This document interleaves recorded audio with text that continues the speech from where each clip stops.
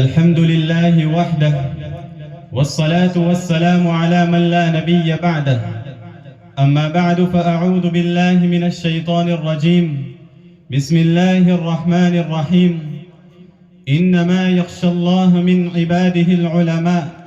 وقال رسول الله صلى الله عليه وسلم العلماء ورثة الأنبياء صدق الله وصدق رسوله النبي الكريم۔ حضرات علماء کرام، مہمانان عظام اور میرے ہمسفر علمی ساتھیوں، آج کے اس عظیم الشان سالانہ اجلاس کے موقع پر میں آپ تمام حضرات کے روبرو ان ہستیوں کا کردار ذکر کروں گا جنہیں دنیا علماء دیوبند کے نام سے جانتی ہے۔ کسی کی شخصیت کو پرکھنے اور جاننے کے لیے اس کا کردار ایک مخبر صادق کی حیثیت رکھتا ہے۔ اگر گلشن دارالعلوم دیوبند کے پھولوں کی مہک سونگنی ہو تو چہار دانگ عالم میں ان کے کردار و افعال کا ہر زاویہ عالم کائنات کو مہکاتا نظر آتا ہے، کیونکہ یہ زمین ایسی زرخیز ہے جسے حضرات صحابہ کے قدموں کے ذریعے جوتا گیا، جس کا بیج حضرت محمد عربی صلی اللہ علیہ وسلم کے دست اقدس سے بویا گیا، جس کی آبیاری حضرت شاہ ولی اللہ کی فکر و نظر سے کی جاتی ہے، جس کی رکھوالی حضرت شاہ اسحاق کے علم سے کی جاتی ہے، تو پھر اس میں اگنے والے پودوں کی خوشبو کبھی حضرت نانوتوی کی شکل میں علم و حکمت سے عالم کو آراستہ کرتی ہے، تو کبھی حضرت گنگوہی کی شکل میں فقاہت و تدبر سے ہستی جہاں کو مہکا دیتی ہے، تو کبھی حضرت شیخ الہند کی شکل میں جذبہ حریت سے دنیا کو مزین کرتی ہے، تو کہیں حضرت مدنی کی شکل میں عالم کو سامان راحت فراہم کرتی ہے، تو کبھی حضرت کشمیری کی صورت میں دھرتی کو علم سے معطر کرتی ہے، تو کبھی حضرت شفیع اور علامہ بن نوری کی صورت میں اہل جہان کو فرحت و مسرت سے سرشار کرتی ہے، اور اس بحر بے کنار سے علم و حکمت کا وہ سیل رواں جاری ہوتا ہے جو تشنگان علوم نبوت کو سیراب کرنے میں ایسا اعلیٰ کردار ادا کرتا ہے کہ یستغفر له من فی السماوات ومن فی الارض والحیتان فی جوف الماء کا سما نظر آنے لگتا ہے، جو عالم کو ایسا منور کرتا ہے کہ ان فضل العالم علی العابد کفضل القمر لیلت البدر علی سائر الکواکب کا روشن منظر چشم فلک روئے زمین پر ملاحظہ کرتی ہے، جن کے زہد و تقوی کی آبشاریں قلب و جگر کے زرخیز کھیتوں کو ایسا سیراب کرتی ہے کہ وہ ان فرزندان دیوبند کی صورت میں لہلہا کر انہیں داد تحسین پیش کرتی ہے کہ خدا یاد آئے جن کو دیکھ کر وہ نور کے پتلے، خدا یاد آئے جن کو دیکھ کر وہ نور کے پتلے، نبوت کے یہ وارث ہیں یہی ہے ذل رحمانی، یہی ہے جن کو سونے کو فضیلت ہے عبادت پر،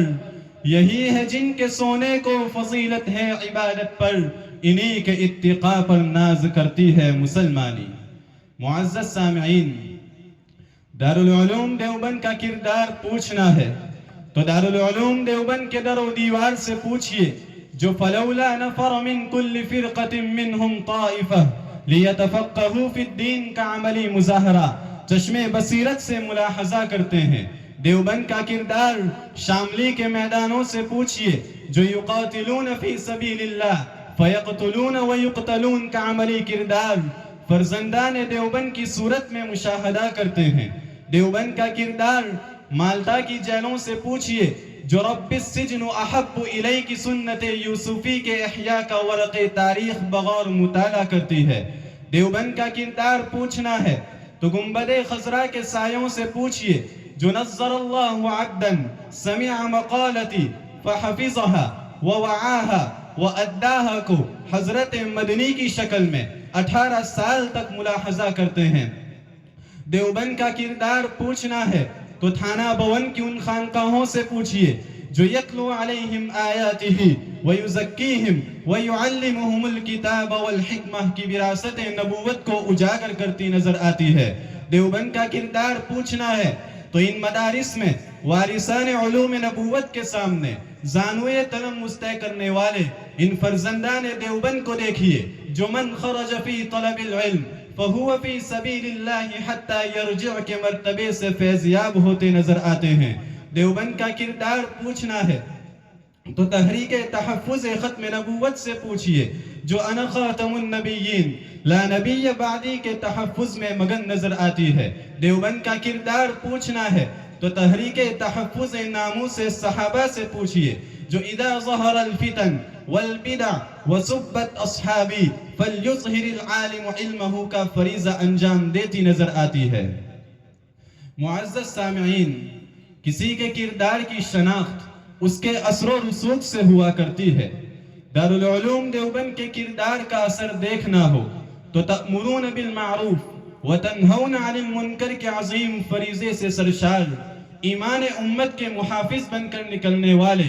تبلیغی قافلوں کو دیکھ لیجئے۔ کردار دیوبند سے آشنا ہونا ہے تو لَيَسْتَخْلِفَنَّهُمْ فِي الْأَرْضِ كَمَا اسْتَخْلَفَ الَّذِينَ مِن قَبْلِهِمْ کے معیار کو تھامنے والے علامہ شبیر احمد عثمانی، علامہ ظفر احمد عثمانی اور مفتی محمود جیسے مدبران سیاست کی شکل میں دیوبند کا کردار نظر آئے گا، اور ایک سلطنت اسلامیہ کا پہلا پرچم کردار دیوبند کی رودات سنائے گا۔ ہمت و شجاعت، غیرت و دیانت، قیادت و امامت، کتابت و خطابت کا ہر پہلو کردار دیوبند کو سلام عقیدت پیش کر کے دنیا کو یہ باور کراتا ہے کہ ہری ہے شاخ تمنا ابھی جلی تو نہیں، ہری ہے شاخ تمنا ابھی جلی تو نہیں، دبی ہے آگ جگر کی مگر بجھی تو نہیں، جفا کی تیغ سے گردن وفا شعاروں کی، جفا کی تیغ سے گردن وفا شعاروں کی، کٹی ہے بر سر میدان مگر جھکی تو نہیں۔ وآخر دعوانا ان الحمدللہ رب العالمین۔